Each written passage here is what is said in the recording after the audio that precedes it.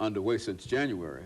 But now, what are some of the prospects of? I think we've heard on many occasions the possibilities of attracting a professional team, and I think your attitude was that if we build it, they'll come, and et cetera. What are some of the prospects in reference to that at this particular point? Well, I think we're very likely to have over the years ahead an NBA team and possibly an NHL team here in Nashville. It's just too attractive a market to be ignored. Now, I don't know whether that's going to happen this year or next year or the year after, but I feel pretty confident that maybe when the century turns out here, when the decade turns out, that we'll have those kinds of Major League Pro sports here. If we can do it a lot, if we can do it very fast, that would be great. But I think now that we've built it, and given the attractiveness of the market and the interest that there is in pro sports here, I think it's very likely that will happen. Not long ago, a team from the U.S. Olympics, I think, came by to look Nashville over for the possibilities. Now, how does the arena fit into that, and what are we able to offer that group? We've been talking throughout the fall and this winter with the U.S. Olympic Gymnastic Committee. They will have a set of gymnastic trials in late June prior to the July Olympics in Atlanta in 1996, and they're looking for the proper city. They started out with, I believe there were about 33 cities that were in the hunt. That's been reduced this past fall to 4, of which Nashville is one. The others are Boston, Seattle, and San Jose, so we're in pretty tough competition there. But they made their site visit here a few weeks ago, and we're expecting to hear in May of this year whether or not we've been chosen. If we're chosen, it'll be one of the very first events in the new arena, and be a great way to start it off. You know, Mayor, not long ago, the Nashville National Association for the Advancement of Colored People held a conference here in Nashville, and of course you were there.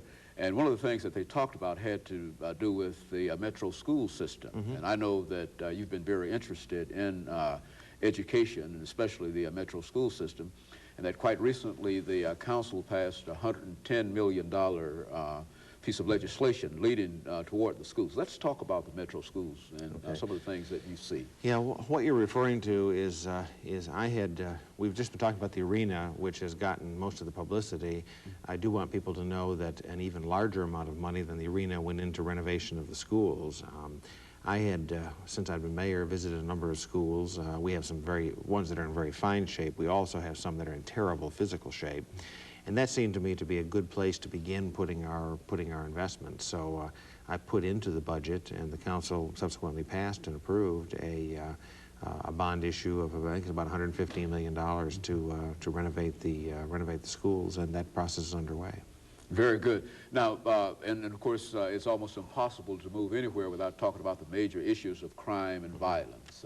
And it's sad that, indeed, we do have to talk about that. But let's look at what Nashville is doing in order to try to decrease the teenage violence that we find on many of our streets and some of the other problems associated with crime and violence. Well, there's lots of things, of course, that people are trying to do. They range from, I guess, the softest and the most long range to very short term.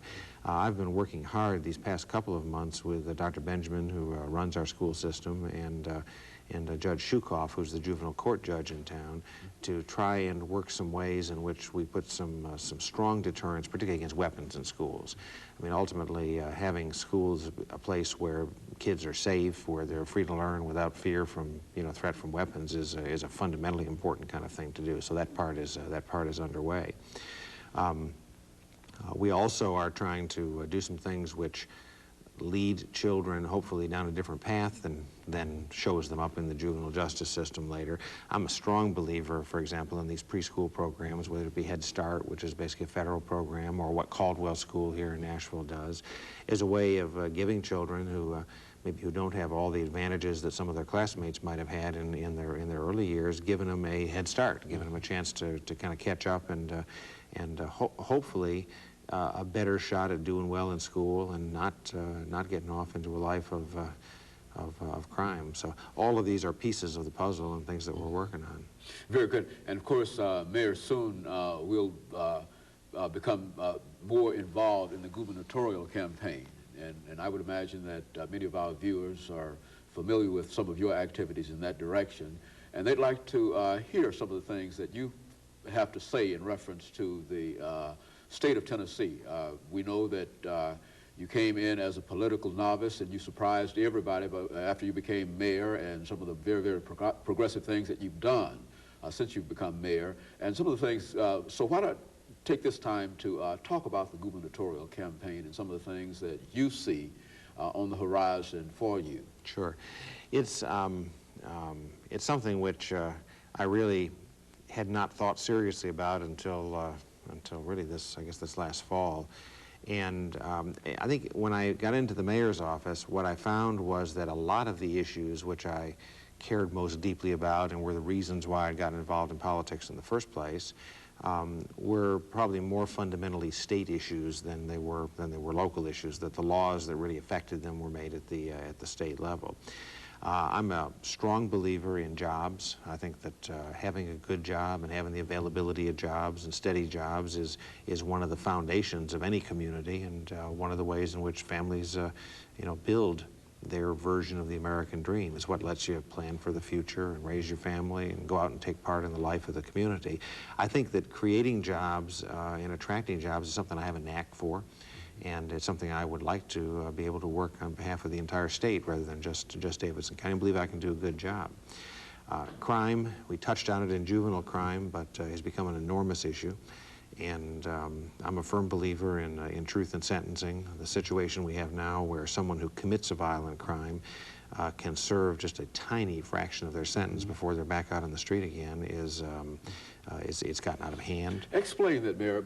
Perhaps many of our viewers don't understand exactly what is meant by truth in sentencing. Well, give you an example. If a person were convicted today of aggravated assault, fairly serious crime, they would, and they were found guilty of that, they might be sentenced to 10 years. That would be a typical sentence for that. If they had not committed too many other crimes, they'd be what you call a range 1 offender. So that 10 years is automatically reduced to 30% of that number, or 3 years. We have a safety valve in place because we don't have enough beds, cells for everyone, which reduces it by another 40%. That makes it 1.8 years. You then get out, you get 16 days of time for good behavior every month, and that reduces it down slightly over a year. So what that means is that the person who was sentenced to 10 years, the public was told they were sentenced to 10 years, the jury thinks they were sentenced to 10 years, actually is eligible for parole shortly after 1 year, and about 30% of people get parole on their very first try out there. Now, if a person is sentenced to 10 years for something and serves 8 for good behavior, I don't have any problem with that, and I don't think anybody has any problem with that. But 10 years, meaning really 1 and change, is it's not a deterrent anymore. It's clearly a ridiculous situation and one that needs to be changed. And of course,